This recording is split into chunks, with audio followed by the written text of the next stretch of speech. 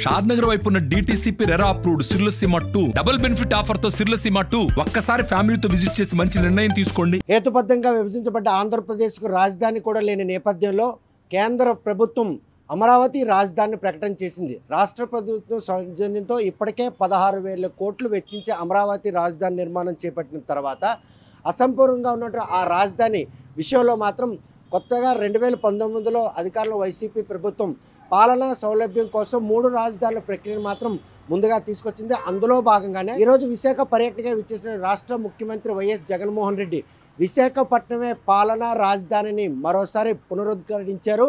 ఈ విషయంలో విశాఖపట్నం పాలనా రాజధాని అయినట్టయితే ఉత్తరాంధ్ర ఏ విధంగా అభివృద్ధి చెందుతుంది, ఆయన చేసినటువంటి ఈ వ్యాఖ్యలు ఎటువంటి అంటే అభివృద్ధి దోహదపడతాయనే విషయం మనం ప్రస్తుతం పబ్లిక్ అడిగి తెలుసుకుందాం. విశాఖ పర్యటనకు వచ్చినటువంటి జగన్మోహన్ రెడ్డి విశాఖపట్నమే పరిపాలనా రాజధాని అని మరొక్కసారి నొక్కి ఒక్కలని చెప్పారు. ఇప్పటికే 3 రాజధానుల విషయంలో అనిశ్చిత నెలకొన్న నేపథ్యంలో ఈరోజు ఆయన చేసిన వ్యాఖ్యలు ఏ విధంగా మనం తీసుకోవాలి? అనిశ్చిత నెలకొందని మనం అనుకుంటున్నాం, కానీ సీఎంకి అనిశ్చితి లేదు, క్లారిటీగా ఉన్నారు. ఆయనైతే 3 రాజధానుల ప్రక్రియను కొనసాగిస్తున్నారు. విశాఖని ఇప్పుడు పరిపాలనా రాజధానిగా చేస్తానని ప్రకటించారు. నొక్కి ఒక్క నుంచి చెప్పారు. ఈరోజు ఆయన చెప్పింది రేపు ఎలక్షన్లో కానీ ఆయనే సీఎం అయితే ఖచ్చితంగా చేసి చూపిస్తారు అని మేము అనుకుంటున్నాం. అలా చేసినప్పుడు మన ఉత్తరాంధ్ర అభివృద్ధి చెందడానికి చాలా అవకాశాలు ఉంటాయి. కంపెనీలైనా ఏవైనా ఇటు తెచ్చి అభివృద్ధి చేస్తారనే ఆశ అయితే మాకైతే ఉంది. చూస్తే కనుక 5 ఏళ్ళు కావస్తోంది 3 రాజధానుల ప్రక్రియ నాటి నుండి కూడా ఇది. ఈరోజు 3 రాజధానుల ప్రక్రియలో 3 ప్రాంతాల్లో ఎటువంటి ఇన్ఫ్రాస్ట్రక్చర్ ఇప్పటికి కూడాను పాలనా సౌలభ్యానికి సంబంధించిన ఇన్ఫ్రాస్ట్రక్చర్ లేవు. ఈ నేపథ్యంలో మళ్ళీ అధికారంలోకి వస్తేనే విశాఖపట్నం పాలనా రాజధానిగా అందుబాటులోకి వచ్చే అవకాశం ఉంటుందే, లేకపోతే గత ప్రభుత్వం కనుక మళ్ళీ రేపు అధికారంలోకి వస్తే అమరావతి వైపు చూస్తే ఈ 3 రాజధానుల ప్రక్రియ ఏ విధంగా ఉండదు? గత ప్రభుత్వం అధికారంలోకి వస్తే చేస్తుంది అనుకుంటే కొంచెం ఆలోచించాల్సిన విషయం. ఎందుకంటే గత ప్రభుత్వం ఆలోచించి నిర్ణయం తీసుకుంటే ఈరోజు హైదరాబాద్లోనే మనం ఉండాలి. వాళ్ళ స్వప్రయోజనం కోసం వాళ్ళు ఏమొచ్చి అమరావతిని అప్పటికప్పుడు నిర్మాణం చేశారు, మోడీని పిలిచారు, ఇచ్చేసారు.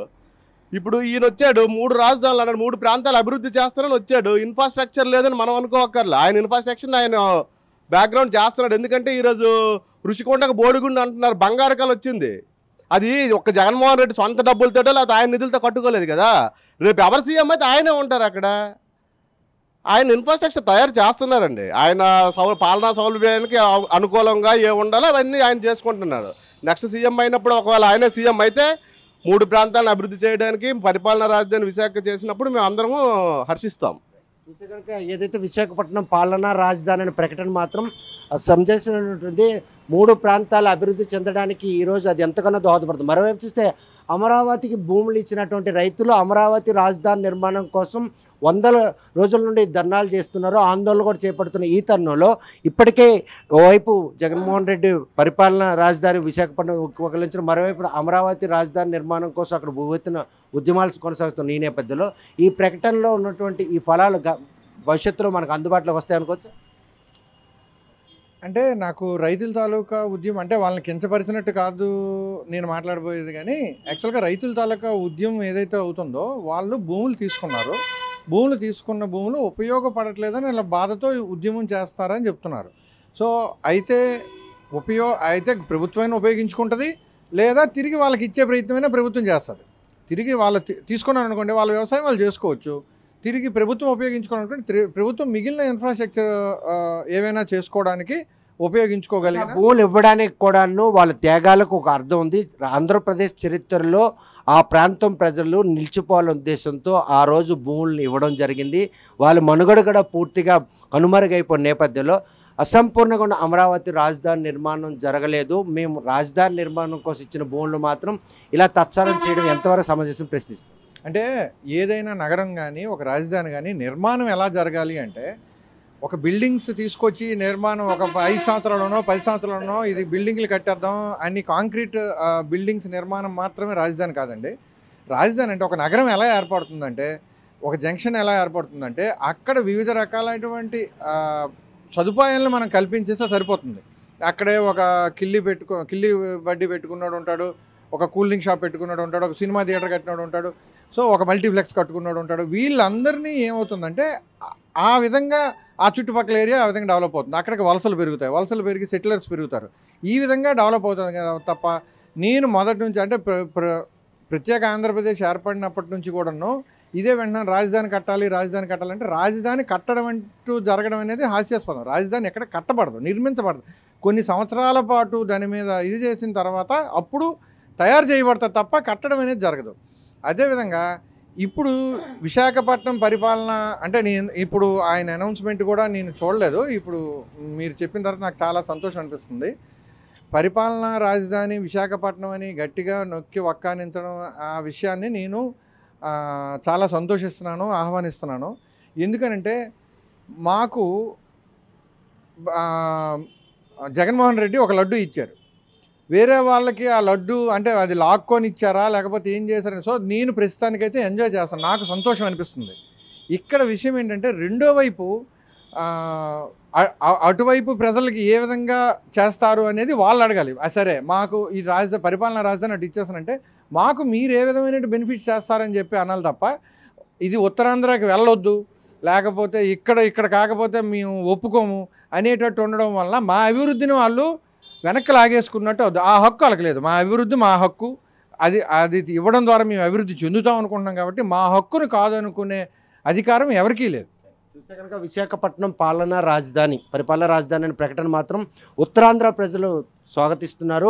ఈ విషయంలో వెనుకబడిన ఈ ప్రాంతం అభివృద్ధికి ఇది ఎంతగానో దోహదపడుతుందని కూడా వారు భావిస్తున్నారు. ప్రస్తుతం ఈ పరిపాలనా రాజధాని ఓవైపు దేశ ప్రధాని వచ్చి ఆంధ్రప్రదేశ్లో అమరావతి రాజధాని నిర్మాణ శంకుస్థాపనలో పాల్గొన్నారు. దానికి అమరావతి కూడా పేరు పెట్టారు. వైసీపీ ప్రభుత్వం వచ్చిన తర్వాత పరిపాలనా సౌలభ్యం పేరుతో ఈరోజు 3 ప్రాంతాల్లో 3 రాజధానుల నిర్మాణం.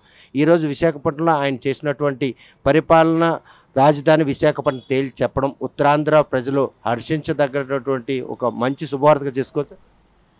నాడు నరేంద్ర మోడీ శంకుస్థాపన సందర్భంగా రావడం అనేది యావత్ దేశ ప్రజలు చూసింది, దాన్ని ఎవరం కాదనలేము. ఏ రాష్ట్రం అయితే కొత్తగా ఏర్పడిందో ఆ రాష్ట్రమే అక్కడ మౌలిక వసతులు కల్పించుకోవడంలో కానీ రాజధాని నిర్మించుకోవడంలో కానీ తనకు హక్కులు ఉన్నాయి. ఆ హక్కులని భంగం కల్పించే ఇది కేంద్రానికి లేదు. పోతే విశాఖపట్నం అనేది రాజధానిగా అసలు ఇప్పుడు కాదు, ఆనాడే బీజం పడాల్సిన అవసరం ఉంది. నాడు చంద్రబాబు నాయుడు రియల్ ఎస్టేట్ వ్యాపారం కోసం 35,000 ఎకరాలు 55,000 ఎకరాలు అని చెప్పేసి జనాలకి బొమ్మలు చూపించి రోజుకు ఒక రకమైన చూపించారు. కానీ ఆనాడే విశాఖపట్నాన్ని రాజధానిగా ప్రకటించాల్సింది. ఇంకోటి, మనకి రాజధాని లేదు అనేది కరెక్ట్ కాదు, మనకి రాజధాని ఉంది. హైదరాబాద్ ఇప్పటికీ కూడా మనకి రాజధానే. నాడు ఉమ్మడి ఆంధ్రప్రదేశ్కు రాజధానిగా మనకి ఉంది, దాన్ని ఇంకా కొనసాగుతుంది. కాకపోతే ప్రజల్ని మభ్యపెట్టడానికి రాజకీయ నాయకులు రాజధాని లేదు లేకపోతే రాజధాని ఇచ్చేస్తామని చెప్పేసి తప్పుడు ప్రచారాన్ని అయితే చేస్తున్నారు. విషయం ఏంటంటే విశాఖపట్నంలో కేంద్రం తాలూకా సంస్థలు అనేకం ఉన్నాయి. ఆల్రెడీ డెవలప్ అయింది, దేశంలో 5వ స్థానంలో ఉంది. రేపు 2వ స్థానానికి కూడా రావాలంటే ఇక్కడున్న పాలకులు దాన్ని అభివృద్ధి పరచాలి. అందులో భాగంగా రాజధానిగా ఇక్కడ రావడం వలన అది మరింత అభివృద్ధి చెందుతుంది. నెక్స్ట్ శ్రీకాకుళంకి 100 కిలోమీటర్ల దూరంలో ఉన్నాం కాబట్టి మాకు కూడా దగ్గరగా ఉంటుంది, మేము రాజధాని దగ్గరగా చూస్తాం, మాకు ఆ ఆనందం అయితే ఖచ్చితంగా ఉంది. చూస్తే కనుక ప్రస్తుతం విశాఖపట్నం పాలనా రాజధాని ముఖ్యమంత్రి ప్రకటన ఉత్తరాంధ్ర ప్రజలందరూ కూడా స్వాగతిస్తున్నారు. ఇప్పటికి కూడా ఆంధ్రప్రదేశ్కి రాజధాని లేదు అన్నటువంటి వాదాన్ని మాత్రం తీవ్రంగా ఖండిస్తున్నారు. ఎందుకంటే హైదరాబాదు ఉమ్మడి రాష్ట్రాలకు సంబంధించిన రాజధానిగా విభజన హామీల్లో భాగంగానే పొందుపరచడం జరిగింది. అక్కడ ఆ ఫలాలను ఉపయోగించకుండా రాజధాని నిర్మాణం పేరుతో అమరావతిలో వేలాది ఎకరాల భూములు సేకరించి రియల్ ఎస్టేట్ చేసుకున్నటువంటి గత ప్రభుత్వం చేసినటువంటి ఆకృత్యాలు ఎండగట్టేందుకు ఈరోజు పరిపాలనా సౌలభ్యం కోసం ఆంధ్రప్రదేశ్లో 3 రాజధానుల నిర్మాణాన్ని ప్రక్రియను మాత్రం శ్రీకారం చుట్టారు. అందులో భాగంగానే విశాఖపట్నం పరిపాలనా రాజధాని అన్న ఏదైతే బలమైనటువంటి ఆయన నిర్ణయం తీసుకున్నా ఆ నిర్ణయాన్ని మాత్రం ఈరోజు ప్రతి ఒక్కరూ స్వాగతిస్తున్నారు. వెనుకబడిన ఉత్తరాంధ్ర అభివృద్ధికి విశాఖపట్నం పాలనా రాజధాని అయితే ఈ ప్రాంతం అభివృద్ధికి ఎంతగానో దోహదపడుతుంది. కేంద్ర ప్రభుత్వానికి సంబంధించిన పలు సంస్థలు ఇక్కడ కేంద్రీకృతం అయ్యాయి కాబట్టి అభివృద్ధి శరవేగంగా జరిగేందుకు ఆస్కారం ఉంటుంది.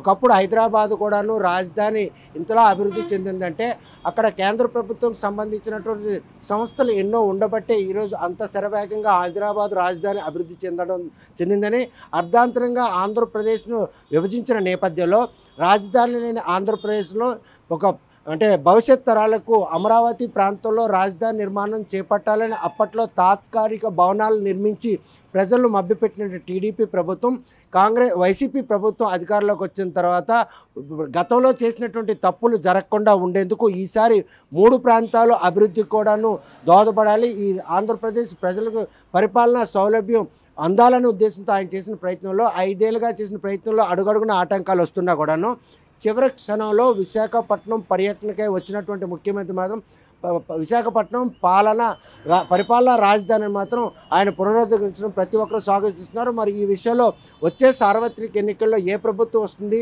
అదే కనుక టీడీపీ ప్రభుత్వం వస్తే అమరావతి వైపు మొగ్గు చూపుతారా, లేకపోతే వైసీపీ ప్రభుత్వం వస్తే ఈ 3 రాజధానులు పూర్తి చేసి ఆంధ్రప్రదేశ్ ప్రజలకు అందం రాష్ట్రంగా మిగిలినటువంటి ఈ రాజధానులు మాత్రం అంగట్లో తెస్తారా లేదా అన్న విషయం వేచి చూడాల్సిందే. వీడియో జర్నలిస్ట్ రామకృష్ణతో సత్యం, RTV శ్రీకాకుళం. మరిన్ని వీడియోస్ కోసం ఛానల్ ని సబ్స్క్రైబ్ చేయండి, లేటెస్ట్ అప్డేట్స్ కోసం వాట్సాప్ ఛానల్ ని ఫాలో చేయండి అండ్ లింక్ డిస్క్రిప్షన్ లో ఉంది.